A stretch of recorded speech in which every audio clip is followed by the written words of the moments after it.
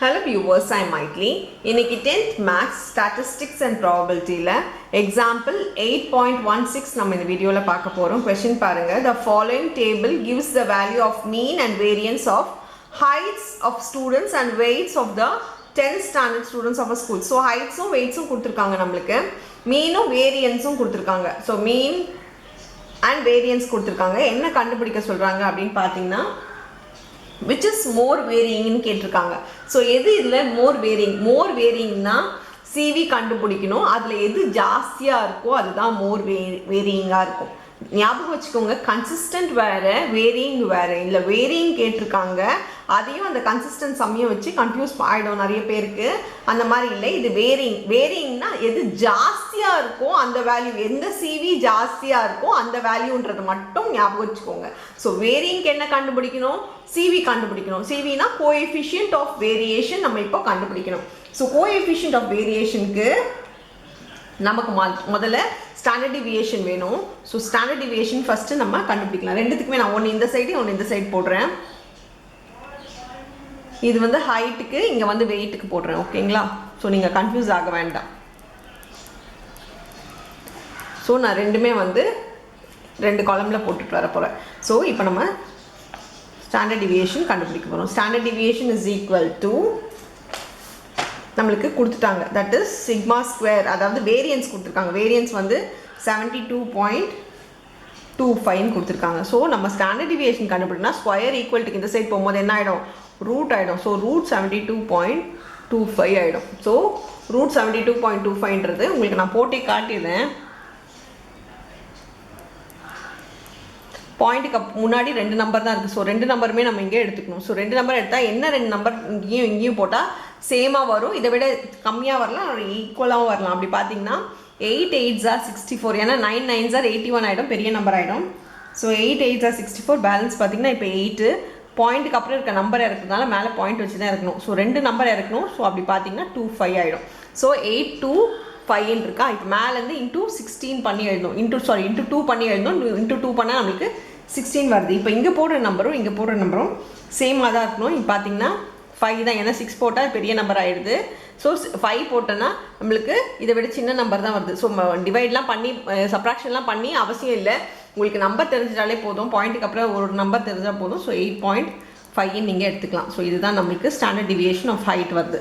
So அதே மாதிரி நம்ம வெயிட்டுக்கு பார்க்கலாம். வெயிட்டுக்கு பார்த்தீங்கன்னா சிக்மா ஸ்கொயர் ஈக்குவல் டு 28.09 கொடுத்துருக்காங்க.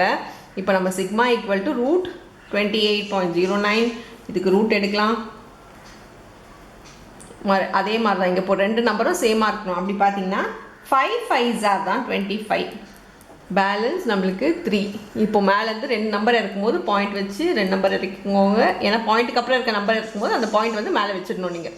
இப்போ மேலேருந்து இன்டூ 2 பண்ணிங்கன்னா 5 2s are 10 ஆகிடும். இப்போ இங்கே போடுற நம்பரும் இங்கே போடுற நம்பரும் சேமாக தான் இருக்கணும். 3 போட்டாலே கரெக்டாக என்ன ஆகிடுது?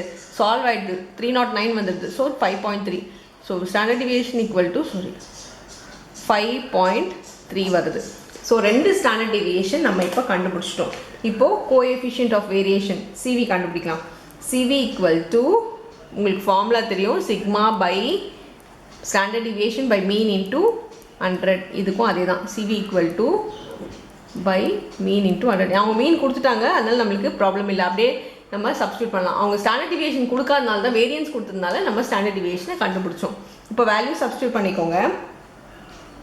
8.5 பை 155 இன்டூ 100. இங்கே மல்டிப்ளை நீங்கள் பண்ணிங்கன்னா இது என்ன ஆகிடும்னா 850 பை 155 ஆகிடும். 8.5 இன்டூ 100 வந்து 850 பை 55. இதை நம்ம 5 டேபிள்ஸில் கேன்சல் பண்ணிக்கலாம். 5 1s are 5, 5 7s are 35, 0. கீழே பார்த்தீங்கன்னா 5 3s are 15, 5 1s are 5. சரி, இது அப்படியே இருக்கட்டும். இப்போ நெக்ஸ்ட் இங்கே பாருங்கள். இங்கே மீன் வந்து ஸ்டாண்டர்ட் டிவியேஷன் 5.3, மீன் பார்த்தீங்கன்னா 46.50 வந்து 46.5 போட்டால் போதும். இன்டூ 100. இப்போது இதை மல்டிப்ளை பண்ணால் 5 3 ஒரு 0, ஒரு 0 வந்து போயிடும். அண்ட் ஒரு பாயிண்ட் போயிடும், அப்புறம் ஒரு 0 வந்துடும். ஸோ 46.5.